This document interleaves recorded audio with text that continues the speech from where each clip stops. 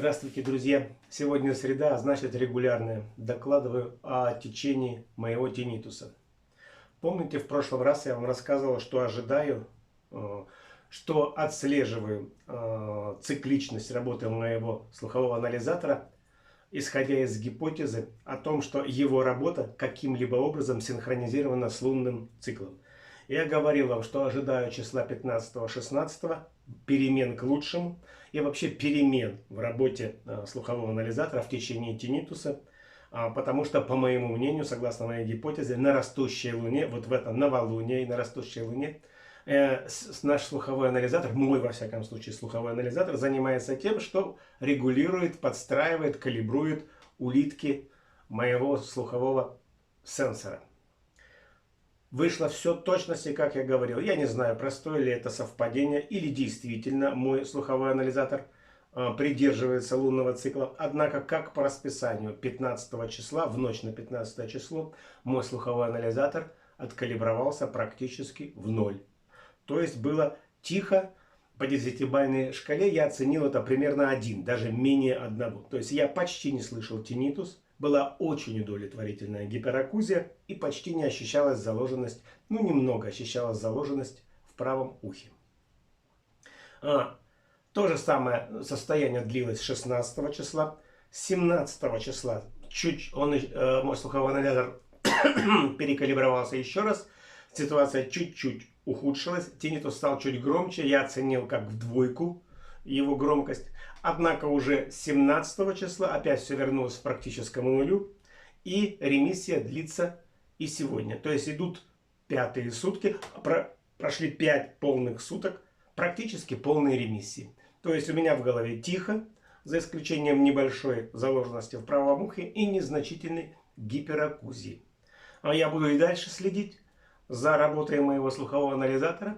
Но я все больше убеждаюсь, что, вероятно, во всяком случае, мой слуховой анализатор так или иначе ориентируется на лунный цикл. Почему и как он это чувствует, как наш слуховой анализатор вообще как наши мозги ощущают лунный цикл, я, возможно, расскажу в одном из своих видео. Во всяком случае, это моя гипотеза о том, каким образом вообще, где стоит тот самый датчик, тот самый сенсор, который улавливает лунный цикл. Об этом я расскажу в одном из следующих своих выпусков. А пока перехожу далее.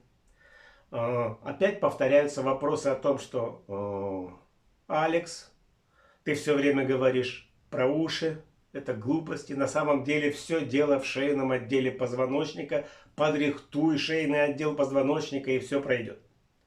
Я много раз уже говорил, высказывал свое мнение по поводу влияния каких-либо дефектов, неисправностей, неполадок в позвоночнике, скажем так, неправильного расположения позвонков в позвоночнике, об их влиянии, а точнее не влиянии на наш слух, зрение, обоняние и вкушение.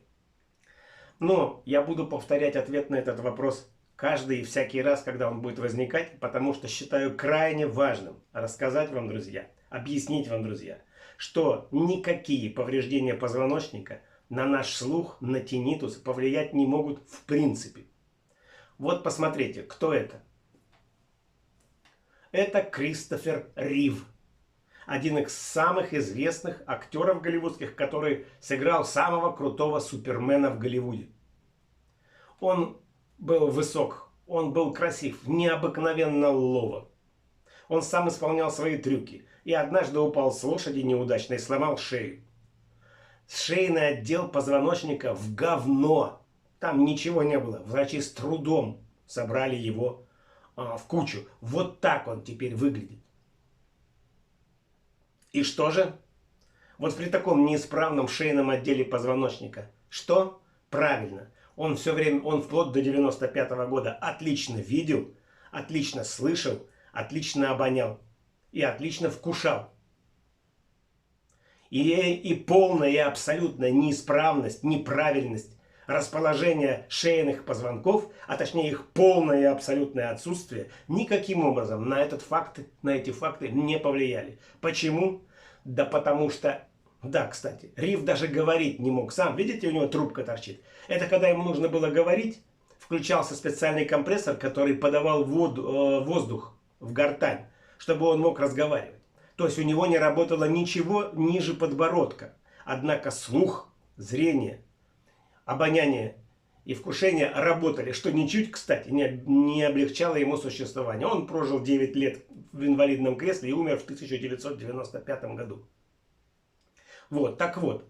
Дело в том, что глаза, сетчатка глаз, улитка слуха, сенсоры языка и носа, обоняние подключены к мозжечку прямо там в мозге. Провода, кабели от глаз, ушей, языка и носа не выходят в шейные позвоночники, в позвоночник вообще.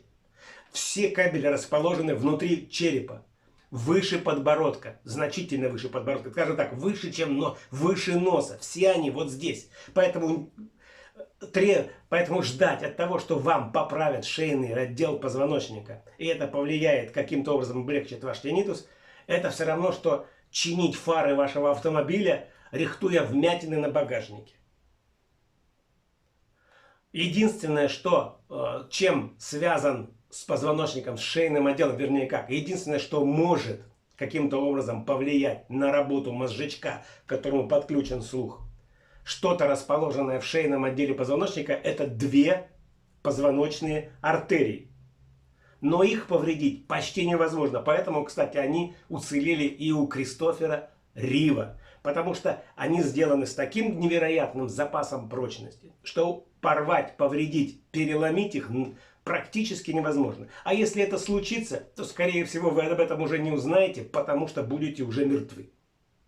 Все. С этим вопросом пока сделаем промежуточное все, потому что вопрос этот будет опять повторяться, потому что опять будут рекомендации мне и людям править позвоночник, крутить шею. Ну да, я не врач, и я не могу вам советовать или отсоветовать те или иные процедуры. Я могу только рассказать свое собственное мнение, которое вы сейчас и услышали. Следующая тема нынешнего выпуска. Алкоголь. Опять алкоголь. Опять я слышу и читаю везде этот ужасный, совершенно фантастически страшный вой о вреде алкоголя, об его опасности. Опять же я ничего не могу сказать, поскольку я не врач и не физиолог. Я ничего не могу вам рекомендовать или точно сказать, вот так вот есть точно или нет. Но мое личное мнение таково. Опасен не алкоголь, опасен алкоголизм. Болезненная зависимость от алкоголя. Сам же алкоголь скорее благо, чем зло.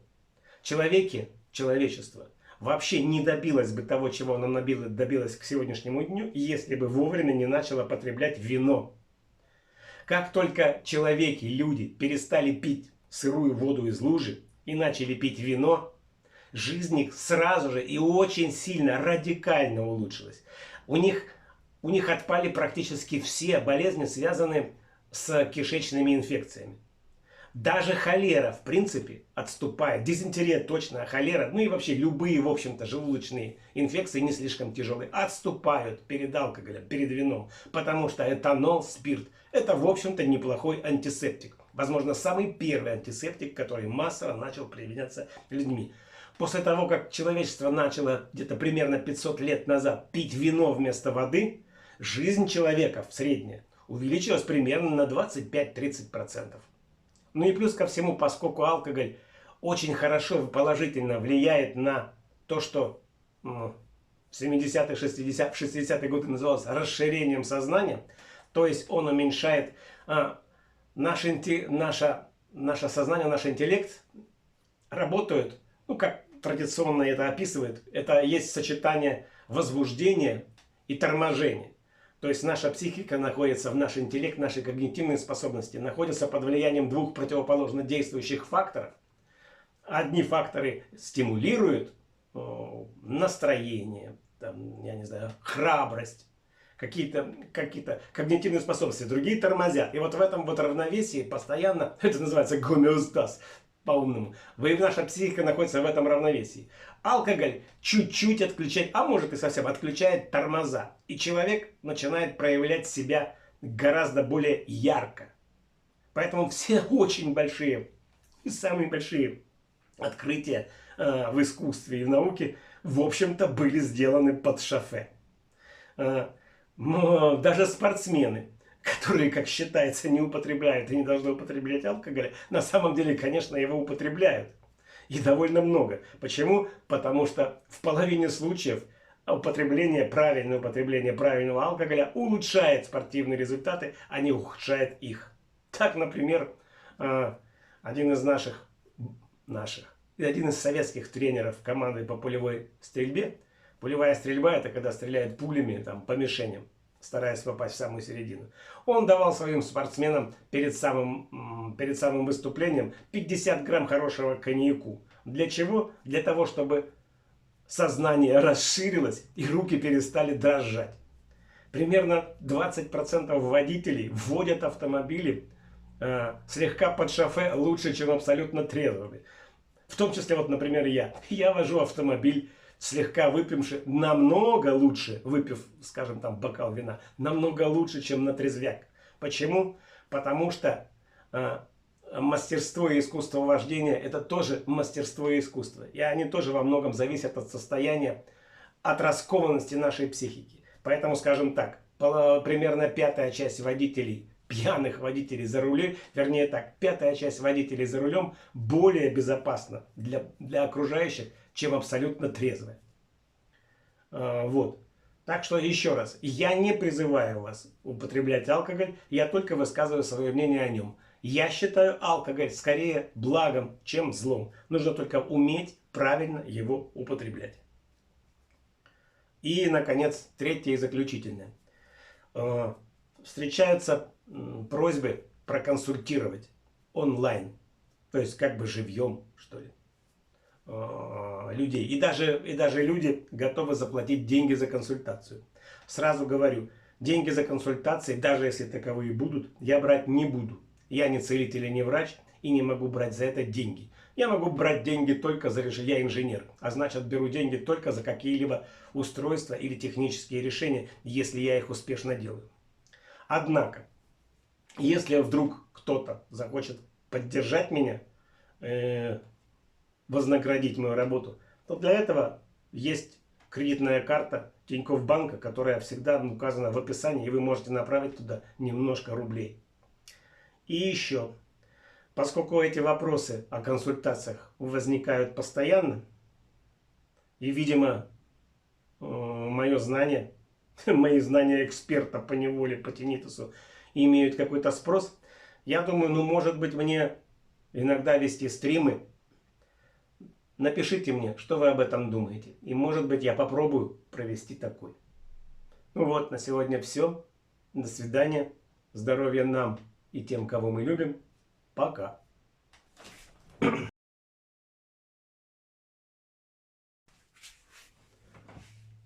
По скриптум. Забыл в основной части рассказать важную вещь. Помните, в прошлую среду я вам говорил, что слышал какое-то неправильное чавканье и хлюпанье в моем правом ухе. Мне оно показалось неправильным. Почему? Ну, потому что вот это возникновение вот этого повышенного неправильного чавканья не было связано с увеличением, с обострением гиперакузии. То есть это не укладывалось в концепцию, в мою концепцию возникновения гиперакузии, тинитуса и ощущения заложенности в ушах, связанных с этим. Связанных именно с увеличением усиления, с накручиванием громкости моим слуховым анализатором.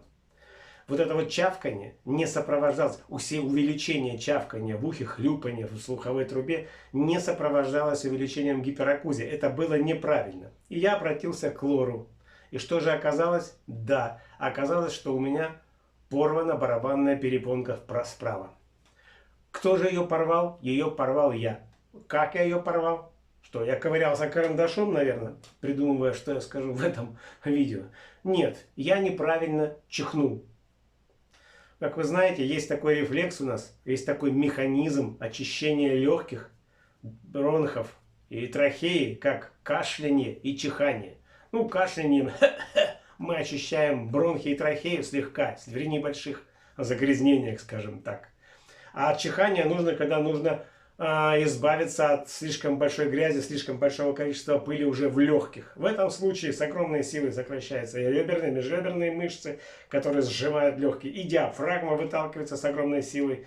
В легких сильно повышается давление воздуха, и через бронхи, через трахею вылетает огромный факел, струя слюней, соплей и прочей дряни, которая у нас накопилась в той жидкости, которая омывает наши легкие, трахею и бронхи постоянно. Мы, конечно, очень стесняемся этого, нам не хочется обрызгивать этим полукилограммом дребедени, грязи окружающих, и мы привыкаем чихать в себя. Приучил себя к этому и я. Это когда вы чихаете, тщательно заткнув, закупорив все выходные отверстия, оставляя воздух внутри. В этом случае то большое повышенное, довольно большое давление, которое возникает, избыточное давление, которое возникает в наших легких, в нашей дыхательной системе, это давление, воздух, не имея возможности выхода, открывает нашу слуховую трубу, которая обычно закрыта, чтобы не пускать туда лишние звуки изо рта и инфекцию, которая там навалом. Так вот, повышенное давление избыточное при чихании внутрь себя, то есть не выпуская воздух наружу, открывает эту трубу и заталкивает туда, во-первых, инфекцию, а во-вторых, очень сильно дергает барабанные перепонки. Пока я был молод, вот этот вот сильный удар в барабанные перепонки изнутри, в общем-то, обходился без последствий. Но нынче, когда моя барабанная перепонка слишком ослабла, истончилась и потеряла прочность, она лопнула. Поэтому, друзья мои, не повторяйте моей ошибки. Чихайте правильно. Открывайте рот, даже когда вам хочется рефлекторно его заткнуть, чтобы не повредить, чтобы не мешать окружающим. Не надо этого делать, потому что может случиться такое, как со мной. Вы порвете перепонку. Во-первых, может ухудшиться ваш слух, а во-вторых, дырка в барабанной перепонке – это ворота для инфекции. Поэтому потом искупаетесь ли вы, или еще что-нибудь такое там, или попадете под душ, так или иначе, инфекция вместе с водой попадет к вам во внутреннее ухо, среднее ухо, а это значит гнойный отит среднего уха. Оно нам надо. И вот теперь я моюсь и купаюсь с заглушкой в правом ухе. И жду, что, может быть, она все-таки зарастет сама. Но об этом я узнаю только уже в следующую среду, о чем вам и доложу. А если не зарастет, ну что ж, тогда придется ставить на нее заплатку. Хотя я точно пока не знаю, где и как я это буду делать. Ну вот, теперь точно все. Здоровья и удачи нам и тем, кого мы любим. Еще раз до свидания. Пока.